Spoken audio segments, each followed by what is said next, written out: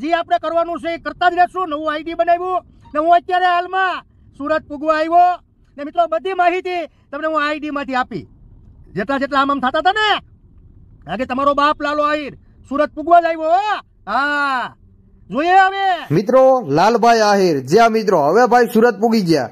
કારણ કે મિત્રો એનું આઈડી જે ઇન્સ્ટાગ્રામ નું આઈડી હતું એ હવે બંધ થઈ ગયું છે. જે મેન આઈડી 70 કે ઉપર જે ફોલોવર હતા એ આઈડી છતાં પણ હાર નહીં માને નવું આઈડી બનાવ્યું તરત જ 2000 ફોલોવર કરી લીધા અને ખુલ્લેઆમ કહી દીધું છે ભાઈ કે જે આપણે કરવાનું છે એ તો કરતા જ રહેશું ને હમણાં સુરત પૂગી ગયો છું.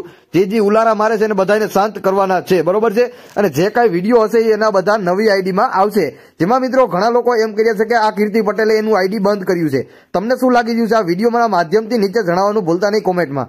અને ભાઈ લાલભાઈ આહિર હવે એક એવું કૌભાંડ ઉપાડ્યું છે કે એની વાત જ પૂછોમાં. જ્યાં મિત્રો સત્યની લડત લડે છે ને હવે એ લડત જીતશે ત્યાં તેને સાચું એને મનને સંતોષ મળશે ભાઈઓ.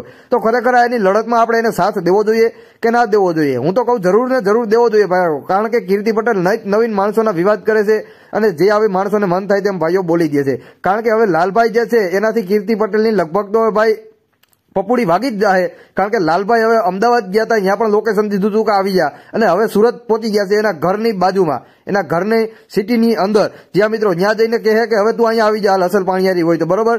પોતે જે રાત દિવસ મિત્રો મહેનત કરે છે આ લડત જીતવા માટે અને જીતશે પણ એવું પણ લાગી રહ્યું છે મને. તો તમે કોને સપોર્ટ કરો છો નીચે જણાવવાનું ભૂલતા નહીં. વિડીયોને બને એટલો જરૂરથી શેર કરજો. બીજા લોકોને ચેનલ ઉપર નવા છો તો સબસ્ક્રાઇબ મારજો. બેલ આઇકન ઓલ માથે પ્રેસ કરજો જેથી કરીને આવનારા નવા વિડીયોની માહિતી તમને સૌથી પહેલા આપણી ચેનલ ઉપર જોવા મળી જશે.